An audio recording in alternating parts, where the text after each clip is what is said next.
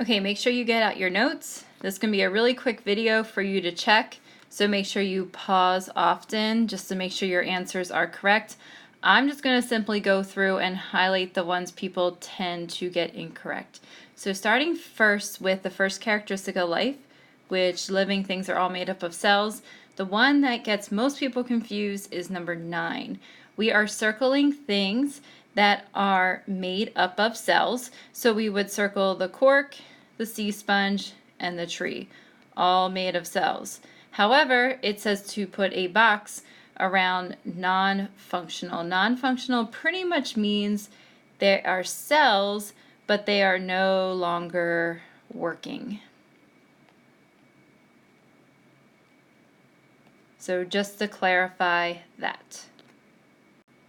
We are going to spend the next probably 3 to 4 days of class talking more about prokaryotic, eukaryotic cells, and plant and animal, which are types of eukaryotic cells and their functions. So right now this is just an overview.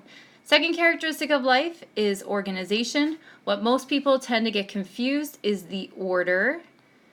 So make sure you double check your notes. Organelles are found inside of cells.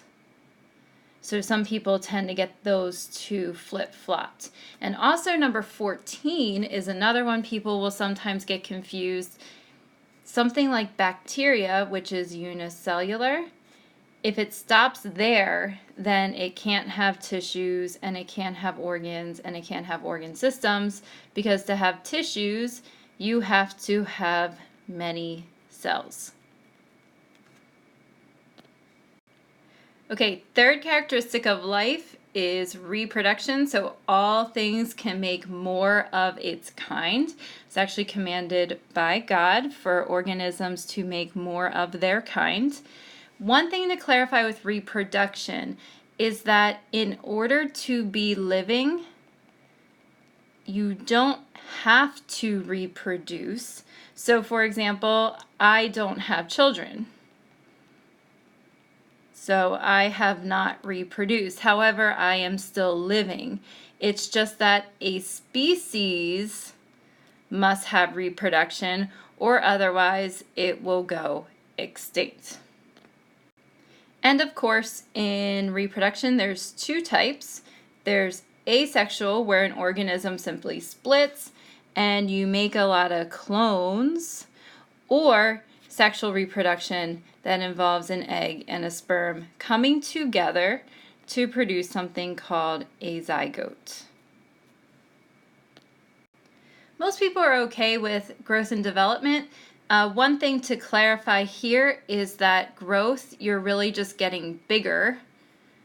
And in development, we're looking at the actual changes that occur. So when you go from being a baby to a teen, you have done both. You've grown, you've gotten bigger, but then there's also been changes, development that have occurred in your body. Unicellular can certainly grow. A bacteria can go from being small to just a little bit bigger, but it's still one cell. Now, if you're one cell, though, you really can't develop. There's not a whole lot of changes that can occur. So one thing to clarify there. Only other thing to clarify is this paragraph. So yes, non-living things can grow, but you're adding it from the outside, like a snowball. You add more snow to the outside and it gets bigger. If you grow and you're living, it's from within inside of you. Okay, all living things need energy.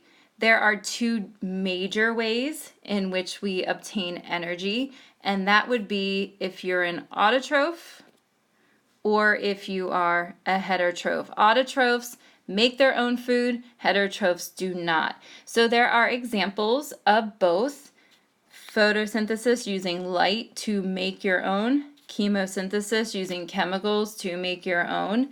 This should say saprobe, that should be a P in there. Saprobes are decomposers, they are the same thing, and consumers. All of them have to obtain their energy through other resources, so they cannot make their own food. And the last characteristic of life, All living things respond to their environment. So if something happens, a stimulus, you will have a response. There's internal responses, so with inside the organism, and there's also external ones as well.